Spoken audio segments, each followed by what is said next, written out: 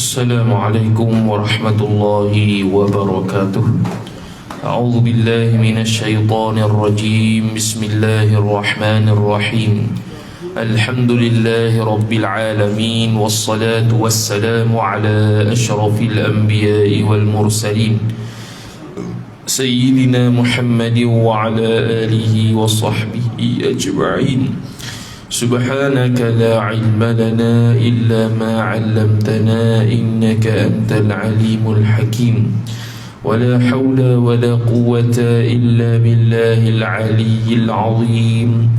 Rabbi shrah li sadri wa yassir li amri wahlul 'uqdatam min lisani yafqahu qawli wasaddid lisani wahdi qalbi bihaqqi nabiyyika Muhammad sallallahu alaihi wasallam. Allahumma aghnina bil ilmi wa zayyinna bil hilmi wa akrimna bit taqwa wa jammilna bil afiyah. Nawayna ta'alluma wat ta'lim wat tadhakkura wat tadhkir wan naf'a wal intifa' wal ifadata wal istifadah wal hatha 'ala at-tamassuk bi kitabillahi wa sunnati rasulih sallallahu alaihi wasallam. ودعاء إلى الهدى والدلالة على الخير ابتغاء وجه الله مرضاته وقربه وثوابه سبحانه وتعالى آمين يا رب العالمين. Kita penawar bagi hati, muka surat 30 baris 8 daripada bawah.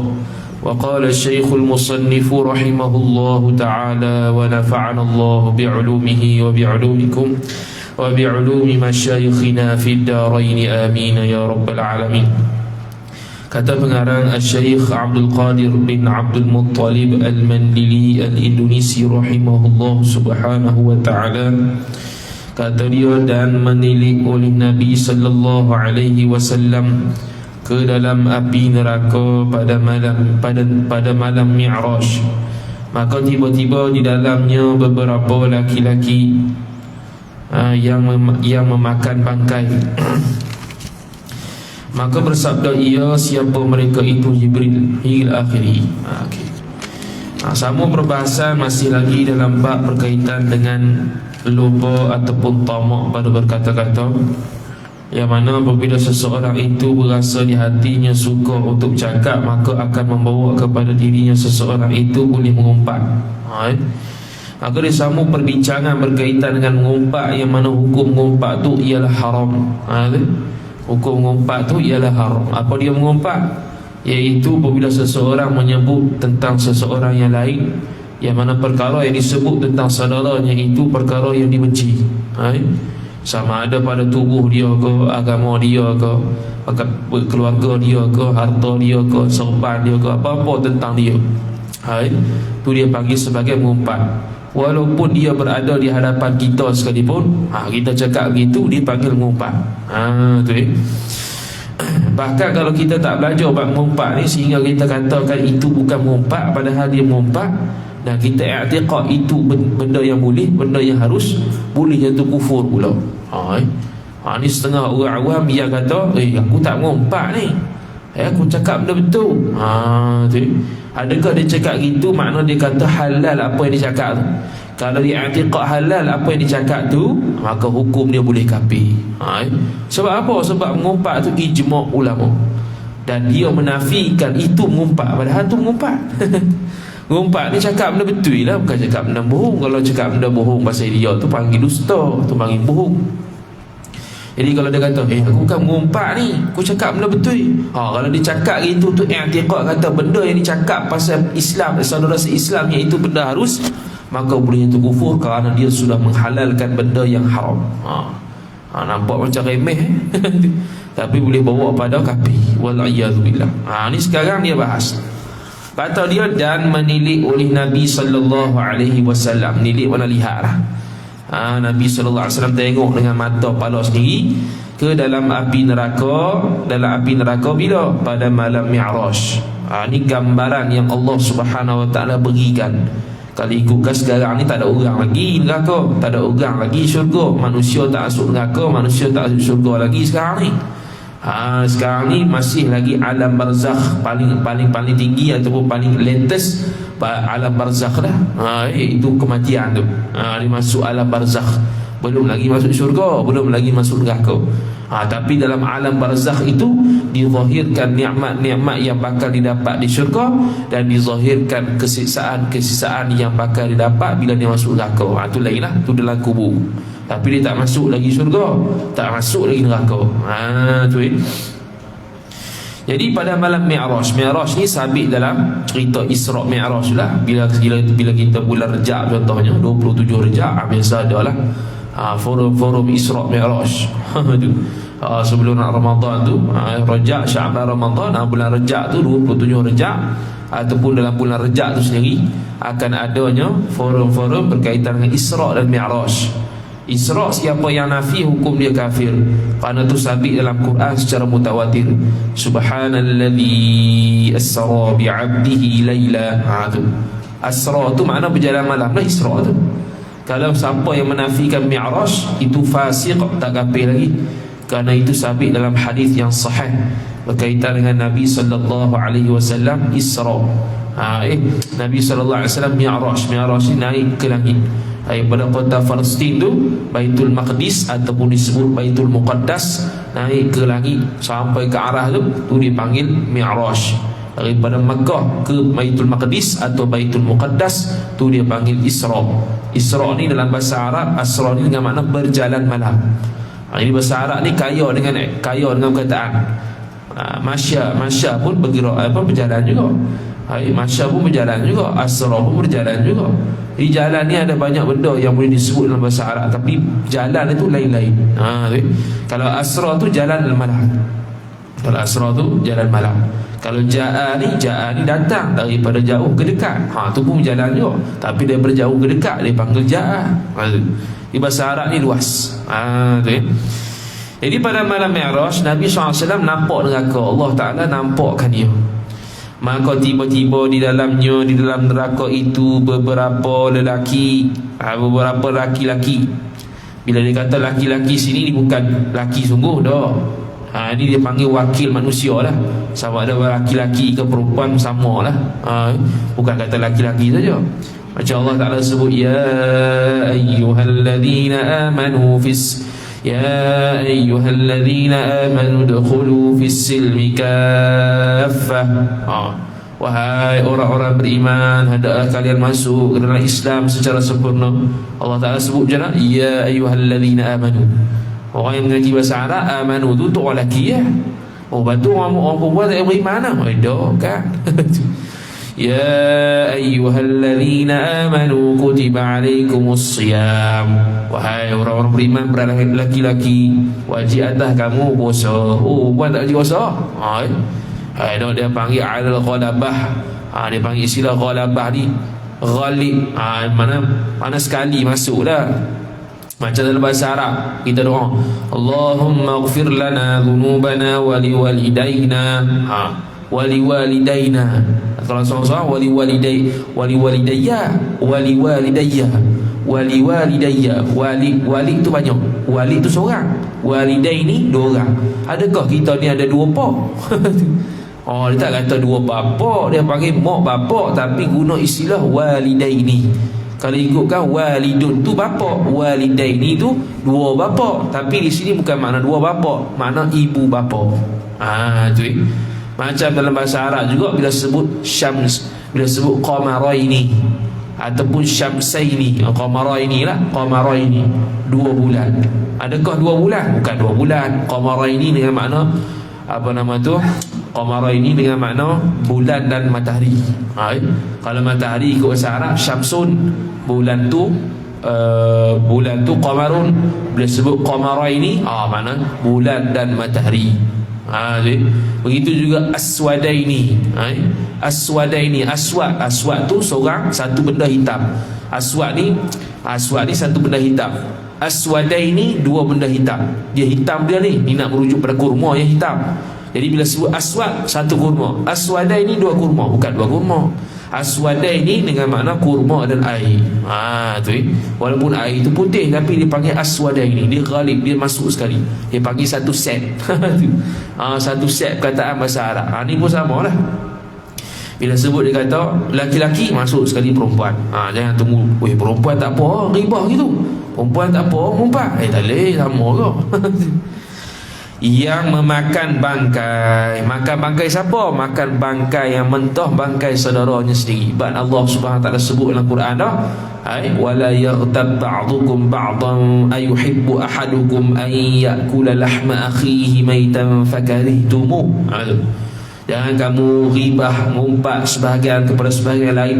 Adakah kamu suka makan daging saudara kamu? Ni neraka ni bila orang ngumpat mati dalam keadaan tak diampuni Allah Subhanahu Wa Taala, dan dia itu mati dalam keadaan dosa mengumpat ataupun masih ada dosa mengumpat, dan Allah tak ampun dia, masuk neraka macam ni, iaitu makan bangkai.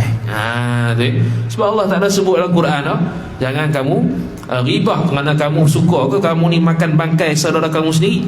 Kita pun ribah lebih kurang, ngumpat lebih kurang, mana kita suka tu ambil ya, dalam neraka makan bangkai.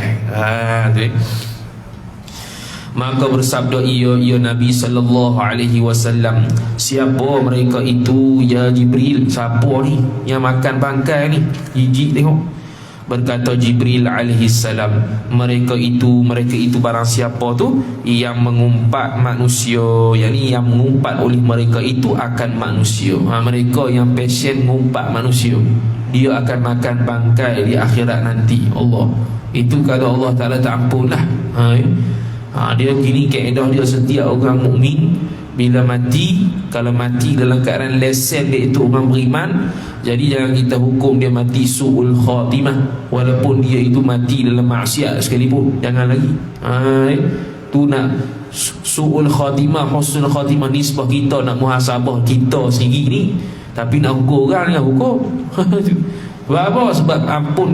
Sebab ampun dia, keampunan bagi dia tu bukan milik kita, milik Allah Ta'ala. Dalam kitab Aqidatun Najin, Syekh Zainal Abidin bin Muhammad Al-Fatani, Tuan Minal Al-Fatani rahimahullah ta'ala sebut, orang yang mati dalam keadaan beriman, dia boleh diampuni Allah, dia boleh tak diampuni Allah. Jadi kita tahu dah orang yang dia mati dalam keadaan su'ul khatimah tu diampun Allah ataupun tidak? Tak tahu. Kita dia mati dia lepas buat maksiat mati untungnya. Adakah dia mati tu Allah Ta'ala ampun ataupun tidak dosa di akhirat? Kita tak tahu. Boleh jadi Allah tak ampun. Jadi jangan celah sangat. Ambil iktibar saja bagi kita.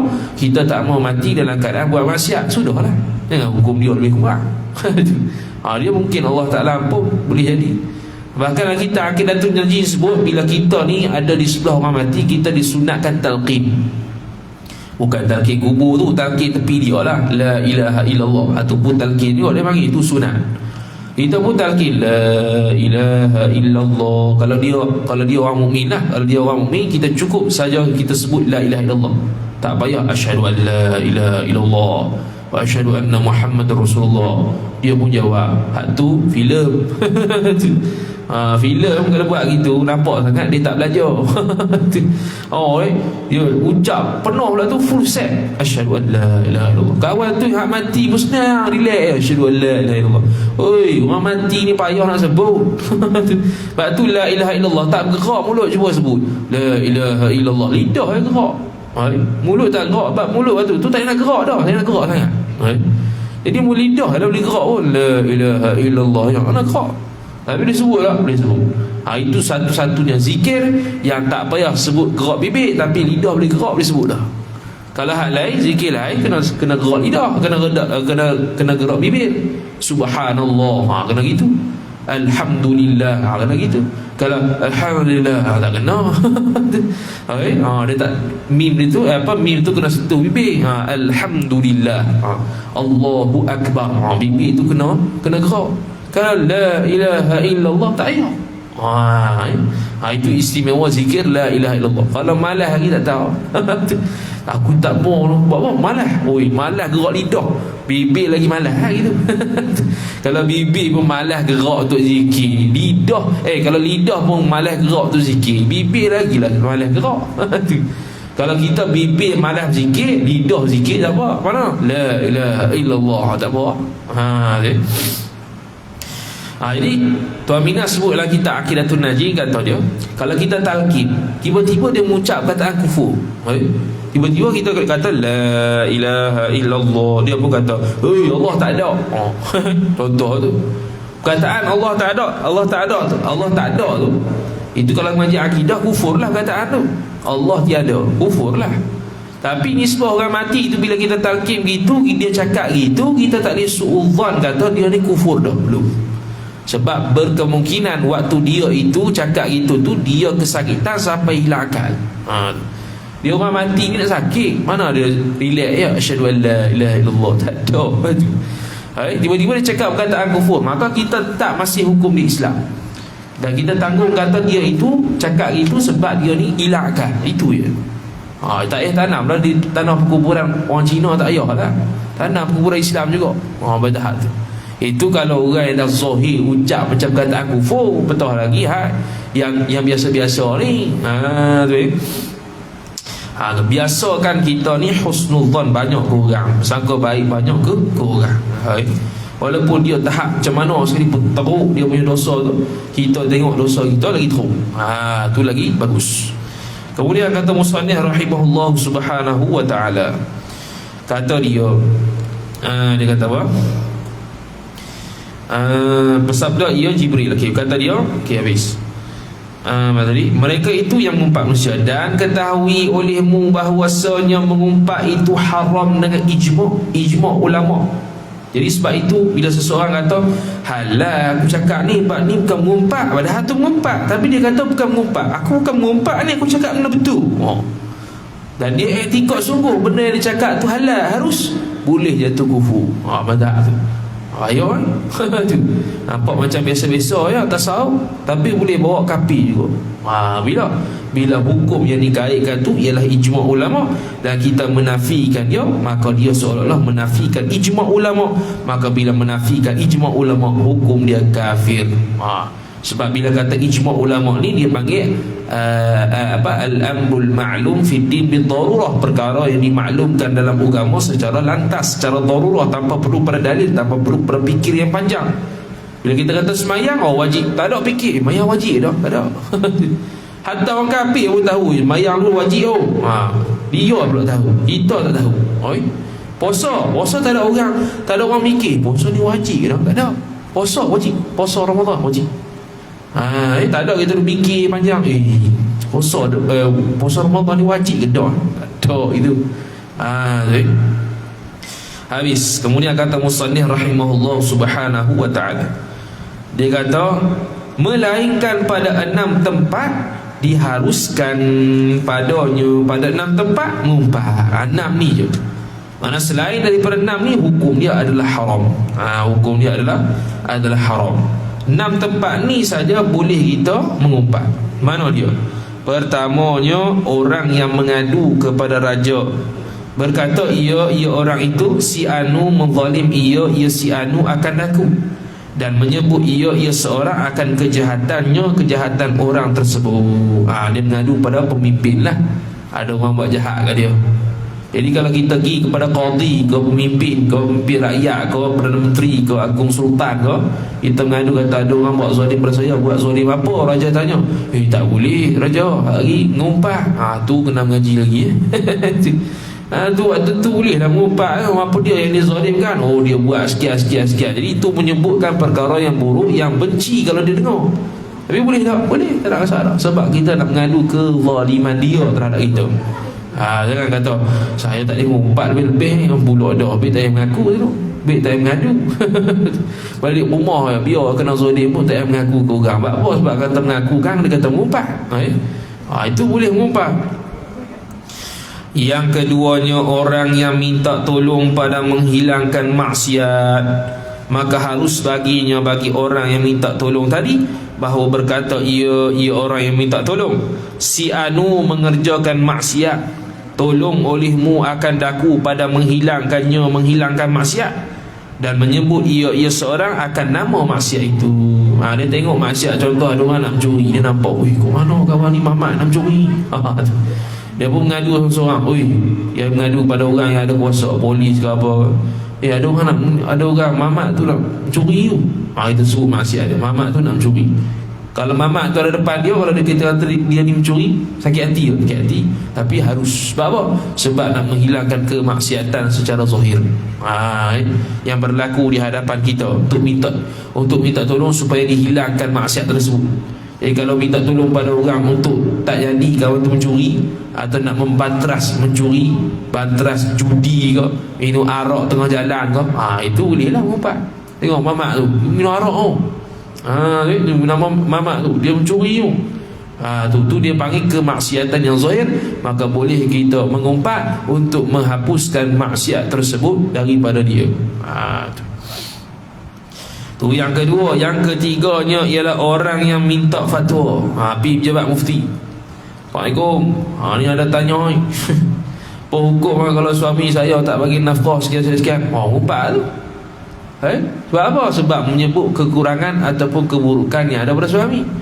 Tak boleh lah. Boleh. Sebab apa? Nak minta fatwa. Tak apa. Mana hukumnya? Boleh tak saya ambil duit sikit kalau dia tak bagi nafkah ni, contohnya. Tu nampak perkara yang berkait dengan suami dia, tu aib suami dia, dia buka. Tak apa. Sebab apa nak minta fatwa? Jadi boleh mengumpat tu boleh mengumpat apa kejahatan yang dilakukan supaya fatwa dapat dikeluarkan. Apabila berhajat kepada menyebut pertanyaan, yakni kalau kita berhajat sebutlah, baru kita boleh sebut mengumpat tu. Kalau tak berhajat kita mengumpat juga tak boleh ya. Kita nak minta soalan, minta fatwa tersebut tak perlu pun umpatan dia pada orang, boleh dah jawab, tapi dia sebut juga tak boleh ya. Tapi kalau mufti tu tak akan faham, melainkan apa yang disebut secara mengumpat tu baru boleh keluar hukum, tu baru boleh mengumpat. Dan mengumpat tu bukan mengikut sedap mulut kita ya. Kodar kita nak hajat kita lah, kodar hajat kita nak suruh mufti tu jawab soalan, sudahlah. Suruh qadi ataupun hakim tu jatuhkan hukuman, sudahlah. Jangan lebih daripada tu pula. Tu seperti berkata oleh isteri, suami aku seorang yang kikir. Siapa pun suami tak tahu. Kikir ni apa? Nanti akan datang dia bahas lah kikir ni. Kikir ni ialah dia tidak memberikan harta yang wajib ke atas dia beri kepada sesuatu. Dia tak bagi. Dia wajib bagi tapi tak bagi. Tu kikir. Contoh zakat fitrah RM70 wajib bagi, tiba-tiba dia tak bagi. Tu kikir. Tu dosa lah. Dosa zakat satu, dosa kikir satu. Tapi kalau dia sempurnakan kewajipan, RM70 dia bagi, RM70 wajib atas dia, RM70 dia bagi. Tu tak kira kikir, tak kira pemurah. Pemurah pula lebih daripada tu, baru murah. RM70 patut dia bayar, dia bayar RM200. Pemurah tu. Pada isteri patutnya dia bagi setahun 2 kali baju tutup aurat, tapi dia bagi 4 kali. Bagus tu, murah tu. Tapi kalau tak bagi ataupun kurang daripada 2, hukum dia ialah kikir. Kecuali kalau isteri dia tolak, malah banyak baju, tak apa. Wajib beri makan 2 kali sehari contohnya. Dia ada qadar cupak. Kalau ngaji kitab munakahat tu, suami nak bagi pada isteri makan tu, sehari tu berapa? Dia tengok orang lah. Kalau orang tu kaya, 2 cupak sehari. Kalau orang tu sederhana, 1,5 cupak sehari. Kalau dia tu orang miskin, 1 cupak sehari. 1 cupak tu sikit sangat tu. Kita lebih ya. Kita kaya belakang ni, kita miskin-miskin pun kaya juga. Tak ada cupak sehari, ada lebih pada tu lagi. Cupok sehari dah lebih kita kata. Kemudian kata musannif rahimahullah taala, itu dia panggil kikir. Itu dia panggil apa? Dia panggil sebagai kikir. Jadi kikir ni ialah dia tidak melaksanakan kewajipan ke atas dia. Kalau dia laksanakan kewajipan dah dan tidak lebih daripada tu, tu tak panggil kikir, tak panggil pemurah. Tapi kalau lebih daripada tu, dia panggil pemurah. Tu habis. Kata musannif rahimahullah subhanahu wa ta'ala, dia kata, maka adakah aku harus ambil apa tadi? Tiada memberi ia suami tu bagiku, bagi isteri akan yang memadai daripada nafkah. Tak bagi. Dia asal dia apa dia? Asal dia nafkah ni, asal dia nafkah pertama makanan, keduanya tempat tinggal, yang ketiganya ialah kuah. Tu. Makanan kena ada kuah. Kuah ikut isteri lah. Dalam kitab mereka dia sebut kuah tu seperti contoh minyak zaitun. Minyak zaitun dia biasa makan arak lah. Kena arak tu kalau dia cucah roti tu dia cucah kan minyak zaitun. Tu daging dan sebagainya. Tu kuah. Tu ubat-ubatan alat barang dapur. Kemudian alat-alat kebersihan diri dia, shampoo semua tu. Lepas tu poi macam-macam lagi ada dua lagi. Tak ingat dah kita pun. Tak ingat dah kita pun. Pakaian setahun 2 kali. Musim sejuk satu, musim panas satu. Pakaian tu bukan pakaian hak londeh-londeh, bukan. Pakaian menutup aurat lah, peratas bawah. Pakaian yang menutup aurat. Tu. Hatta selipar kasut sekalipun. Setahun 2 kali. Kecuali isteri redha, tak payah dah beli. Kita pun tak payah beli. Dia kata tak payah beli dah. Bila tak payah beli, jadi ada redha isteri lah. Bila ada redha isteri, kita tak wajib lah. Itu ya. Contoh dia makan 2 kali sehari, kita wajib bagi contoh lah 2 kali sehari. 2 kali sehari ini sebab kita cupak yang tidak kita bahagi tadi tu. Contoh kita kata sehari 2 kali contohnya. Kalau bagi 4 kali sehari, tu pun murah tu. Tapi pemurah sangat tu. 4 kali sehari gemuk bini pun. Kalau kurang benda tu, tak boleh. Melainkan kalau redha isteri, tu tak apa lah. Itu jenis makan sehari sekali, tak apa. Tu dapatlah redha isteri tu. Maka adakah harus aku ambil daripada hartanya, harta suami setengah yang memada bagiku? Boleh tak aku ambil sikit? Hukum dia apa? Hukum dia boleh. Ambil qadar dia lah, jangan ambil habis semua. Dia tak bagi nafkah, dalam beg duit dia ada RM1,000, kita cakau RM1,000 tu. Tak boleh, qadar dia lah. Ambil qadar, tak tahu qadar sekarang berapa makanan. Kalau 100, 200 tu ya.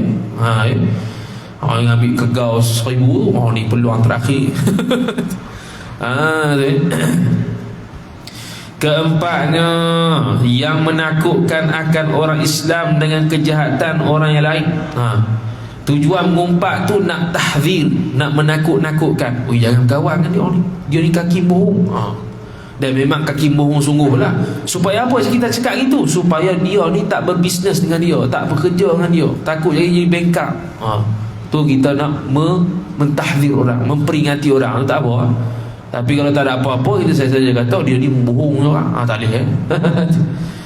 Kita nampak kawan kita ni nak bersyarikat dengan dia, nak kongsi harta dengan dia, nak bisnes dengan dia, kita bagi tahzir lah, kita bagi peringatan. Jangan aku nasihat dengan, sebab dia ni bohong, banyak orang dah kena dengan dia. Contoh tu boleh tu. Sebab apa? Sebab nak mengelakkan kawan kita ni jatuh seperti mana orang dulu sebelum daripada tu yang kena bankrupt sama dengan dia.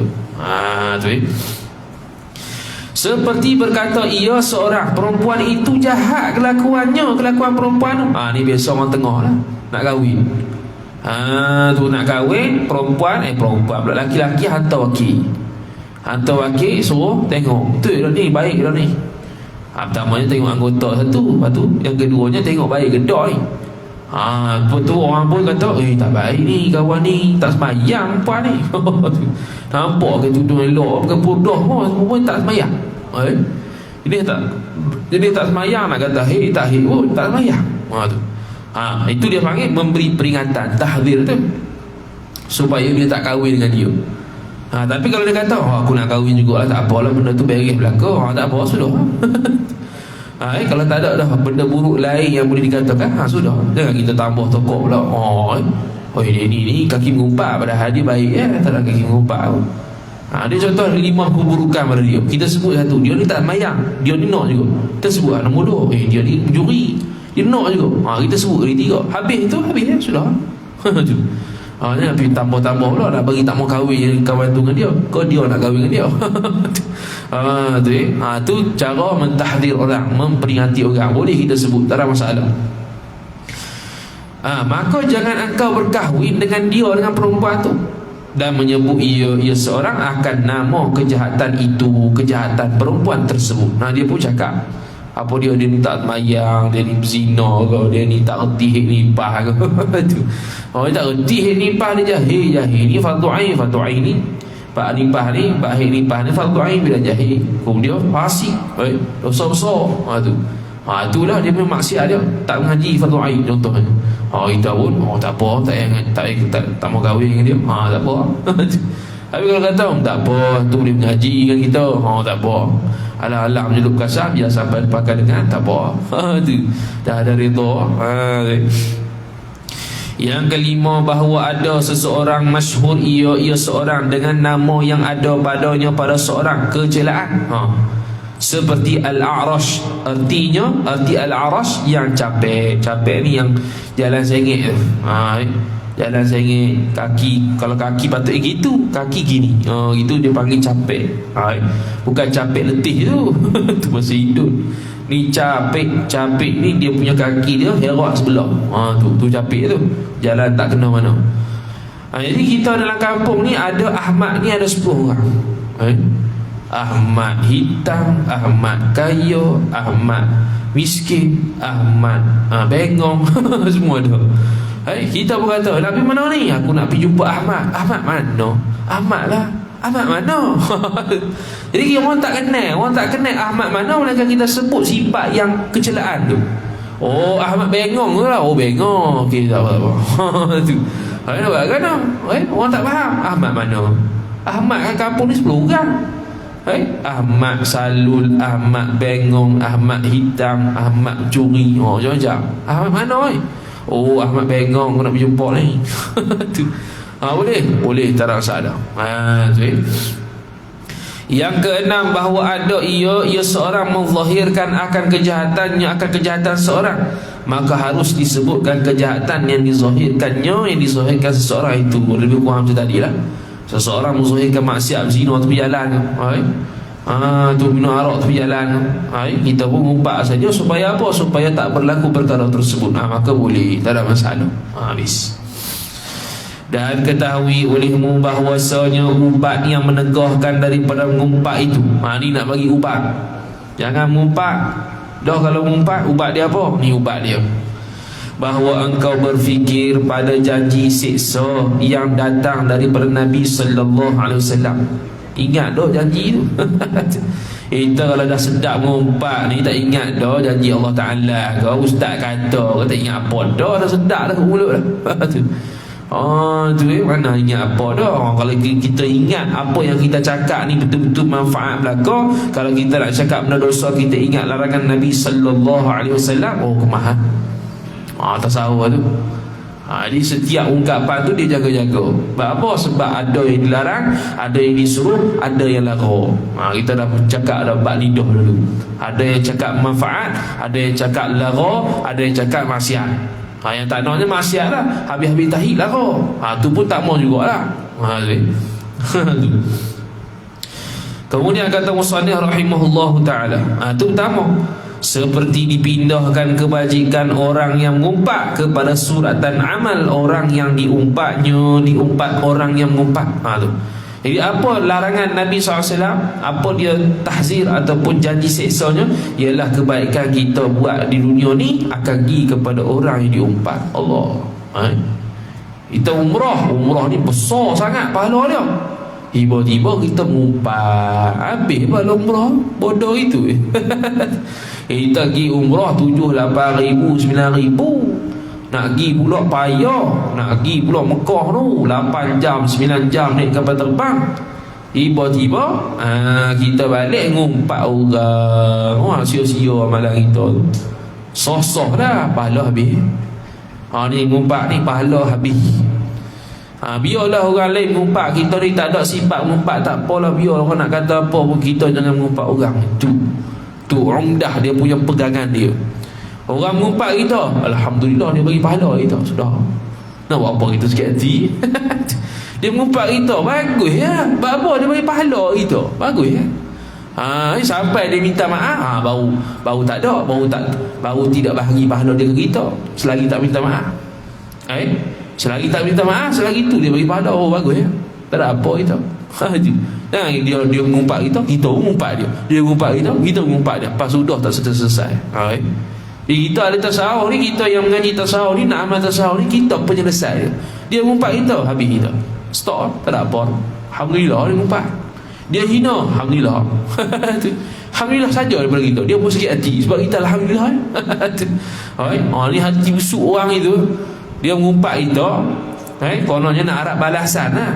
Nak bergaduh ni, kita relax, tak mau gaduh orang Islam. Dia yang sakit hati. Sebab apa? Dia tak puas hati. Tu ngumpat cakap macam kita. Kita tak buat, kita silap sikit je. Ngumpat macam kita ni masuk neraka dah. Kadang-kadang orang yang jenis hati busuk ni, dia tengok sikit je salah dia. Apa ustaz tu? Ustaz. Padahal bukan apa pun, tak salam dia Bukan yang tak salam dia tu masuk neraka dah, tak nampak bagaimana. Contohlah ni. Tak nampak ustaz tu, tak nampak dia. Orang duk salam-salam, ustaz tu salam orang lain, dia tak salam dia. Tu dia ngumpat ustaz tu, ustaz bukan salah aku, tak aku apa. Dia buat macam ustaz tu tak salam dia, tu masuk neraka. Allah, padahal tu tak sengaja pun, dah tak nampak bagaimana. Dan dia tak pergi kat dia. Contohlah, kutlah kalau dia tu pergi kat ustaz, dia nak minta salam, ustaz tak mau salam, tu lain lah. Tu memang soreh lah, tu memang jelas. Aku tak mau salam, tu lain lah. Ini salam-salam gitu, tiba-tiba ustaz mau salam kita, tak mentang dia ada BMW kita kancil, gitu lah dah. Tak pasal-pasal ngumpat orang. Kita relax kalau orang ngumpat kita, relax. Sebab apa? Kita mengaji tasawuf. Tu dia panggil hal yastawil ladzina ya'lamuna wal ladzina la ya'lamun. Adakah sama, Allah Taala tanya, adakah sama orang yang alim, orang yang mengetahui dengan orang yang tak tahu? Tak apa. Allah Taala tanya hal di situ dengan mana la yasihu. Dia panggil istifham ingkari. Bukan nak tanya tu nak Allah Taala nak tahu jawapan dah. Allah Taala tahu dah. Cuma nak bagi sedur. Hal yastawil ladzina ya'lamuna wal ladzina la ya'lamun. Adakah sama orang yang tahu dengan orang yang tak tahu? Tak sama. Ai la yasihu. Tak sama lah. Jadi kita hak tahu mengaji tasawuf ni, orang ngumpat kita, diam sudah. Pahala bagi kita. Bahkan kalau lebih tinggi sikit kita punya maqam, maaf aku maaf, tak nak usah ada. Dia tak minta maaf pun, aku maaf. Itu hebat sungguh tu. Dah tak ngumpat dia balik. Tu maaf pula. Allah, dia punya teruk tiba kita. Tu hebat tu. Kita kena ada sifat begitu. Itu sifat Nabi SAW, para salafus salih dulu. Hati dia baik, buatlah macam mana pun, tak ada masalah. Jangan aku sakit hati orang sudah. Tu dia sakit hati kita, tak apa lawatkan. Dia suka gitu, kita jangan sakit hati ke orang sudah. Memang hebat gitu. Kita kena ada sifat gitu. Ni contohnya, dia bagi pahala pada orang yang diupat. Dah kalau tak ada pahala, dia bagi dosa kita tu ya. Dia pernah buat dosa sikit-sikit, kita tak pernah buat dosa tu, tiba-tiba kita ditanggung dosa yang dia buat. Sudah. Payah belakang ni. Tu ya. Kemudian kata musannif, maka tilik olehmu akan sedikit kebajikan engkau. Suruh tengok dah kamu nak bagi ke orang ni, banyak ke amalan ni? Banyak ke pahala ni yang kamu nak mengumpat orang, yang mana esok-esok ni kamu akan beri pahala pada orang. Kamu ni banyak pahala ke? Kena tengok, kena sedar kata kita ni sikit amalan ni. Tak macam ulama salafus soleh dulu, Nabi SAW, para sahabat, tabi'in, tabi'in, tak banyak macam itu. Kena faham kita ni sikit amalan. Dan banyak umpat engkau kemudian tilik. Mana tadi? Dia kata tilik olehmu, perhatilah akan sedikit kebajikan engkau, dan yakni padahal banyak umpat engkau. Kita ni banyak mengumpat daripada beramal, kena perasan gitu. Mengumpat kerja dia amat dah. Kena perasan gitu. Kemudian tilik olehmu akan kecelaan engkau, kecelaan dia ni, apa dosa-dosa engkau, kita kena tengok. Baru kita sedar, kita ni tak padan nak ngumpat. Sebab ngumpat ni bagi pahala ke orang. Ingat ya, buat kejahatan ke orang ni mana kita bagi pahala ke orang. Sudah. Jadi kita pun tak jadi nak buat kejahatan. Boleh gitu. Payah. Tu. Time ni lah aku sempat nak ngumpat. Time ni nak bubuh. Time nak bubuh tu kita tak bubuh. Tu bagus. Time ni nak bubuh dia ni dulu buat kat aku. Time kita boleh bubuh dia tapi kita tak bubuh dia. Tu lah yang terpuji. Tu Nabi SAW ada je peluang nak bubuh orang yang buat dia tu, tapi dia maaf. Macam di Taif Allah, Nabi SAW mari Taif, orang balik batu Nabi SAW, siapa berdarah, siapa menitik darah ke selipar Nabi SAW, malaikat Jibril bagi tawaran, nak aku hempak bukit kat dia. Boleh, ada kesempatan. Nabi SAW ada kesempatan cukup besar. Boleh, dia kata, Jibril bagi kali bagi kali menurut Taif belasah habis pun. Dia balik ke batu Nabi tak buat apa. Dia kata, tak payahlah Jibril, aku doa supaya ahli Taif ni semua akan masuk Islam ni. Iman Islam sungguh. Dia ada peluang untuk balas tapi tak balas. Itu sifat Nabi SAW yang perlu daripada kita. Ada peluang tapi kita tak buat. Gitu. Orang lain ada peluang bantai kita ada peluang tak bantai. Tu hebat tu. Tu tak tahu. Tu. Allahu Rabbi. Kemudian kata musannif, maka berbimbang engkau. Berbimbang ni makna sibuk dengan diri engkau lebih baik daripada berbimbang yang ni bersibuk-sibuk dengan diri orang lain. Noktah. Tu. Sibuk pasal orang buat apa? Sibuk pasal diri sendiri, sudahlah. Aku ni bukan baik mana pun. Sedar sih. Aku ibadat bukan banyak mana pun. Ibadat atau wajib lah tu pun pergi sembahyang majmuah, itulah. Main sunat malah ada aku. Main sunat rawatib itulah, muncul tengok kiri kanan orang buat, aku pun buat sekali lah. Itulah. Hak nasi sendiri kat rumah tu aku malah ada. Tu. Tu. Sedar diri lah dia panggil. Tu. Dan jika ada pada engkau dosa yang kecil, maka ketahui olehmu bahwasanya mudarat dosa kecil engkau atas diri engkau lebih banyak daripada mudarat dosa besar orang yang lain. Kita kena sedar kalau kita ni ada dosa kecil aku buat ni, dosa kecil ni pun besar juga disebabkan pada dosa besar orang lain. Orang lain ada dosa besar, kita ada dosa kecil. Kita dah tidik kata dosa kecil ni paling tahu supaya kita tak bantai orang. Dia pesiah ngumpat ni gasa dia bagus, dia ngumpat tau. Kalau dia gasa dia tak bagus, tak ngumpat. Lepas tu dia kata, kalau orang lain ada dosa besar, kita ni ada dosa kecil. Kita tilik dosa kecil ni lebih dosa, lebih hebat, dahsyat, kecelakaan dia berbanding orang lain yang ada dosa besar. Lepas tu bila kita teringat begitu, tak jadi ngumpat. Kita berasa dosa kecil kita ni hebat boleh masuk neraka, waliyadzubillah. Kalau kita pun tak jadi nak ngumpat. Ada sudah gitu. Baru tu dia kata, kawan ni dosa lagi teruk zina, aku tak ada apa, kecil, dosa kecil. Dia memandang remeh dosa kecil ni boleh jadi dosa besar. Walaupun dosa kecil ni boleh hapus dengan wudu, boleh hapus dengan zikir, dengan umrah, dengan haji, tapi dia kalau pandang rendah jadi dosa besar. Tu dan jika tiada ada pada engkau, wallahu ta'ala alam, wa sallallahu sallam ala sayyidina Muhammad wa ala alihi wa sahbihi wa baraka wa sallam. A'udzu billahi minasyaitonir rajim. Bismillahirrahmanirrahim. Alhamdulillahi rabbil alamin, wassalatu wassalamu ala asyrafil anbiya'i wal mursalin sayyidina Muhammad wa ala alihi wa sahbihi ajma'in. Allahumma zidna ilma warzuqna fahma. Allahumma zidna ilma warzuqna fahma. Allahumma zidna ilma warzuqna fahma.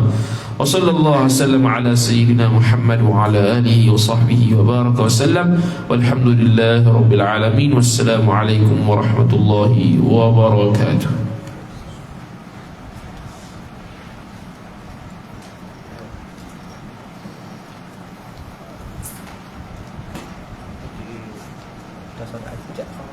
Solat aja.